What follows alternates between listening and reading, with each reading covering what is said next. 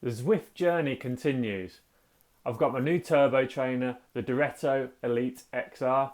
I'm going to show you what it's all about. We're going to talk a little bit about it. We're going to do a ride and just a general review. I've been on Zwift for about 2 months now and I've been borrowing a friend's trainer.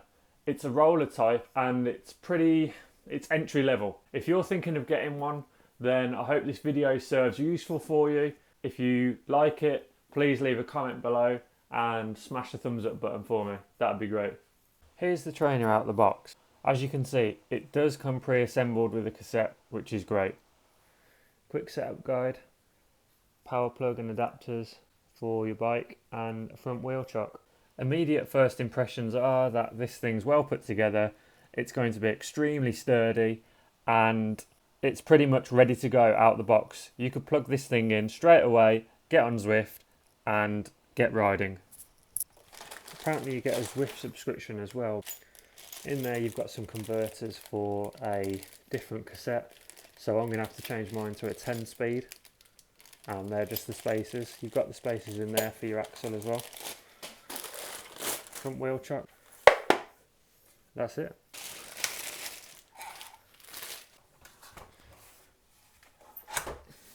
So on the base of the unit you have got some leg adjusters.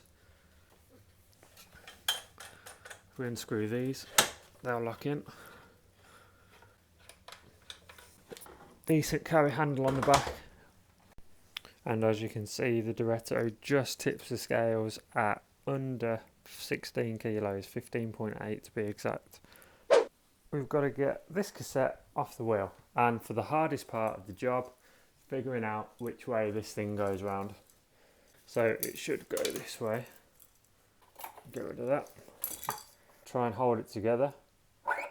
Pull him off. With a bit of jiggering about. Go on.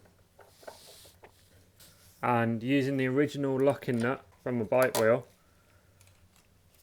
we'll just use the weight of the flywheel to lock up the cassette. Good to go. All that's left to do is connect up the bike. This trainer's super quiet, as with most direct drive units. So what I've done is try to give you some perspective with the chain noise, and then I've put some efforts in to just show you how quiet the trainer actually is.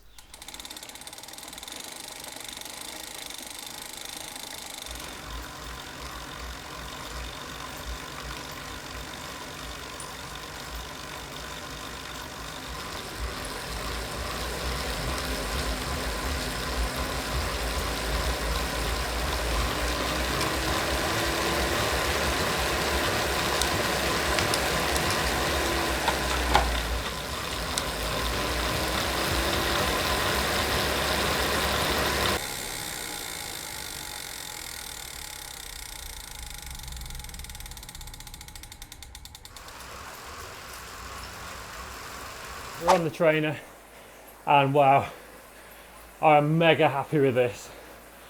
Smooth, progressive power changes, quiet. Really pleased with this trainer.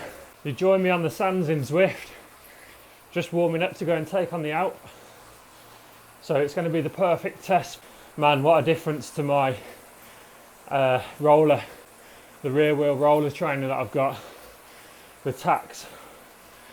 The Tax is a good trainer, don't get me wrong. If you want to start on Zwift and if you're looking for a cheap trainer that will get you going, Tax is brilliant.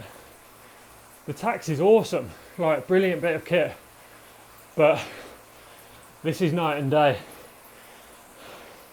I would go as far as to say that this feels pretty much like I'm on the road right now. It's so smooth. The extra weight in the flywheel is definitely a massive help with keeping the inertia and keeping the ride feeling smooth. The big thing I found with the roller trainer, it couldn't handle the hill increases in Zwift. It would bog down and it would almost become unrideable. With the Direto, The changes are smooth, and when it does kick, the way you can spin up this trainer by putting some extra power through the pedals it's great. The Direto can cope with 2,300 watts. I'm never going to get anywhere near that. It can give you a simulated 24% incline, and it's accurate to 1.5%.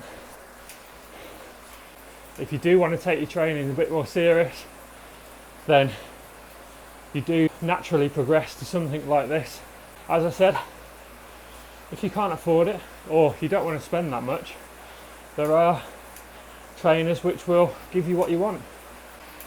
Now, I was considering the Wahoo Kicker, £200 more expensive than this trainer, and I'd be really interested to test ride one to see really if it feels any difference to this.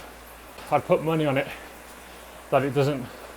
Now, if you are in the market and looking at Elite, no doubt you will have seen the Zwift. I actually bought the Zwift originally and I took it back. I didn't get on with it. I don't know whether it was the fact that it didn't have a power meter, so an inbuilt power meter as the Direto does, or it was just not as well built as this. But I took it back and the guys, they said they're exactly the same. You won't really notice a difference, but I did, and I'm really glad I went for this option.